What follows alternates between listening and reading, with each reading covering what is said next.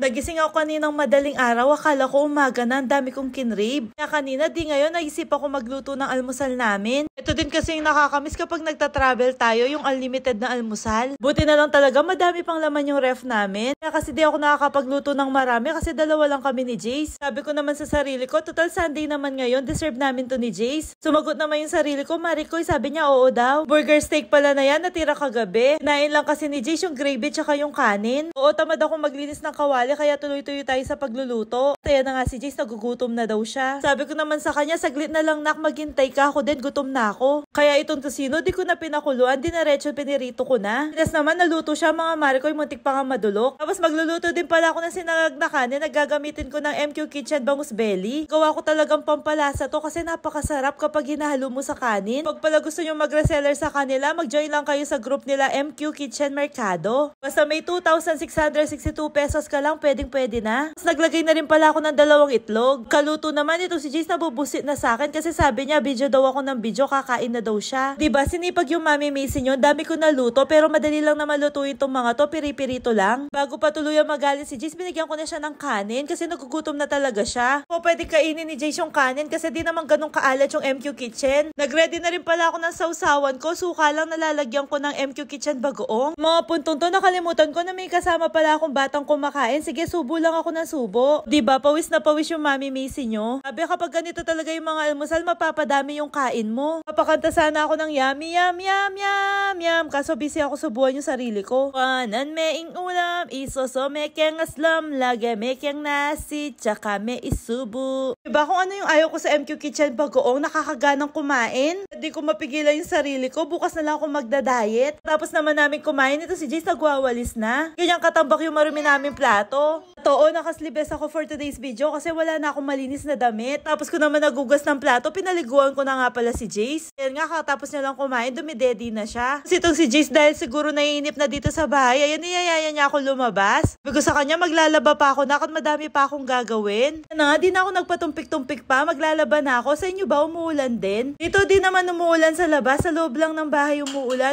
ng maruming damit. Nanay talaga, kahit Sunday walang rest day. Nanay talaga yung laging pagod at wala siyang sweldo at di siya nagre-reklamo. Ang dami din pala nagtatanong kung ano ba talaga yung trabaho ko. Ayan po siguro mga Marikoy, maliwanag na sa inyo kung ano yung trabaho ko. Hindi na nga lang yung mga damit ni Jace na sinampay ko kanina, tuyo na. So ito na naman yung struggle ko, tinatamad akong magtupi. Pasensya na rin kung ganyan yung pagkakasampay kasi gabi na nung sinampay ko yung mga yan. Tapos itong batang to, kakaligo lang niya pero ganyan na yung itsura niya. Tingnan nyo naman yung damit niya, dinumihan niya na. Kasi sapatos na nakakadagdag sa trabaho ko, pagiging content creator. O diba, bumalik ako tapos babalik ulit ako tapos kukunin ko yung camera. Ang pinaka-importante, masaya tayo sa ginagawa natin. Yun lang, bye!